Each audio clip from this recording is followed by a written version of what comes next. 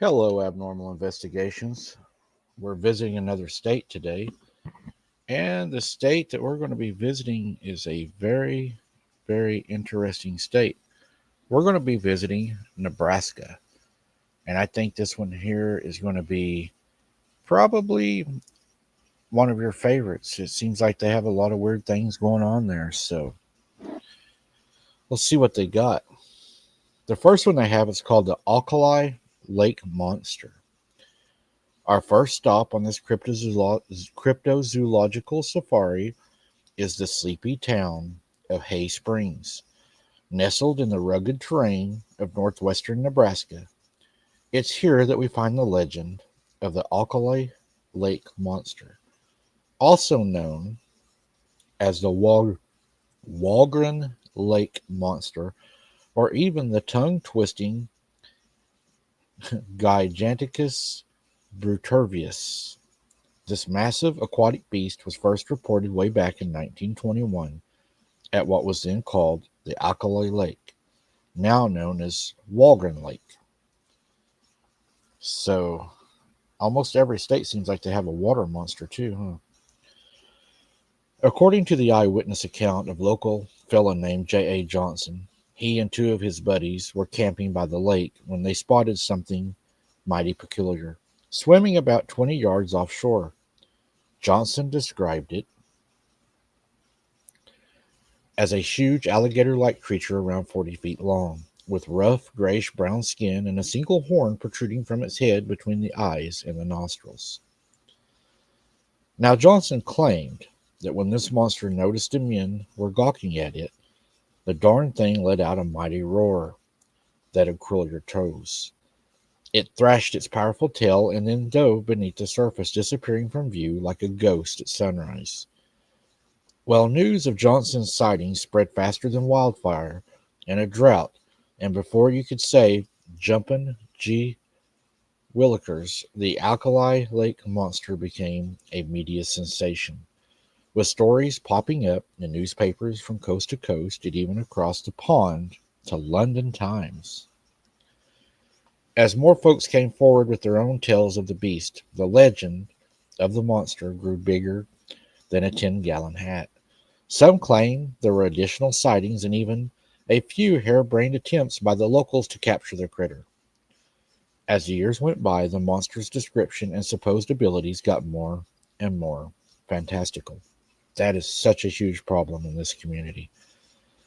In one particularly wild retelling from 1938, it was said that the aquatic demon had supernatural powers that it made medicine men blush. Supposedly, the mere act of its surfacing could cause the earth to shudder like a newborn calf and the skies to cloud over darker than a moonless night. Its eyes allegedly flashed green fire bright enough to light up the Ozarks, and the flick of its pointed ears could whip the lake waters into a frenzy that it made Poseidon himself turn tail and run. As if that wasn't enough, this ornery cuss was also blamed for conjuring up thick, disorienting fogs that rolled in whenever it decided to lumber ashore for its favorite snack, a dozen plump, juicy calves, all in one sitting. It'd fill the gullet and then vanish back into the murky depths, leaving behind nothing but a ranchers that are wondering what the heck had happened. Now, some skeptical city slickers might dismiss this monster as nothing more than a hoax cooked up by a local prankster and politician named John G. Marr as a way to sell more newspapers. And to be fair, Omar did have a reputation for being a bit of a huckster. He was known to have pulled off a few other notorious stunts in his day, like burying concrete, petrified man for archaeologists to unearth, and spiking some hot springs with baking soda so that he could tout their healing properties to any sucker who would listen. But a hoax or not, the legend of the Alkali Monster has endured through the decades and became an important part of Nebraska's folklore. Even today, you can't swing a dead cat in Hay Springs without hitting some kind of monster memorabilia. The town has embraced its infamous cryptids as local mascot, plastering its likeness on t-shirts, shot glasses, and everything that they can find. The town Continental Celebration back in 85, they even built a big old float featuring a dead ringer for the beast based on Johnson's description. So if you ever find yourself out in Hay Springs, be sure to keep one eye on the water and one on your hat, because you never know when old monster might decide to make another appearance and give some unsuspecting cowpoke the fright of their life. But another thing, guys, and that's what we're getting into, is Bigfoot. They do have a Bigfoot up there, too, that's reported a lot. And now, while the Alkali monster might be Nebraska's most notorious cryptid, it is far from the only strange critter said to roam the state. Bigfoot sightings are more common than you might expect. When folks from Omaha to Ogallala claiming to have crossed paths with these big, hairy apes over the years.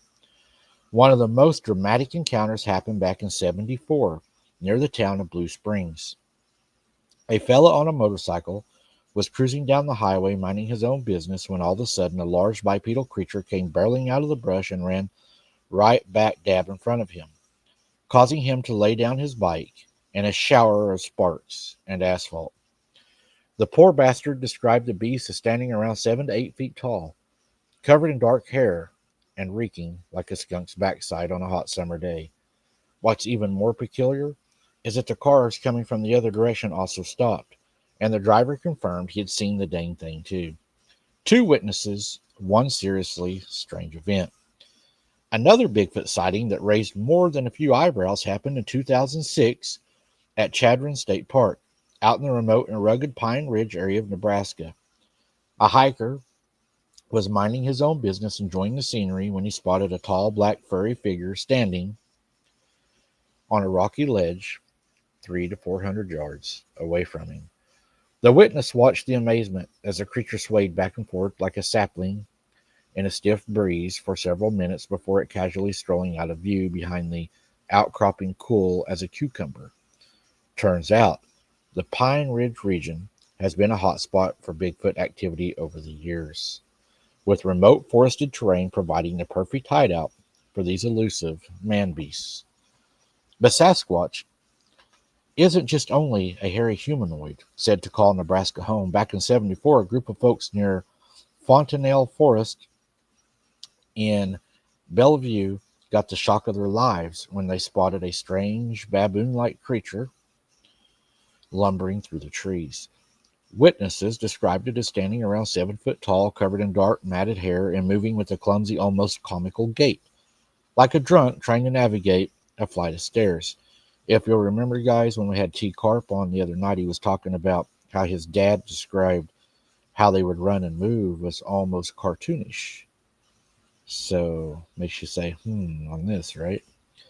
Some folks speculated that this could have been Nebraska's very own skunk ape, a foul-smelled, swamp-dwelling cousin of Bigfoot that's been reported in states like Florida.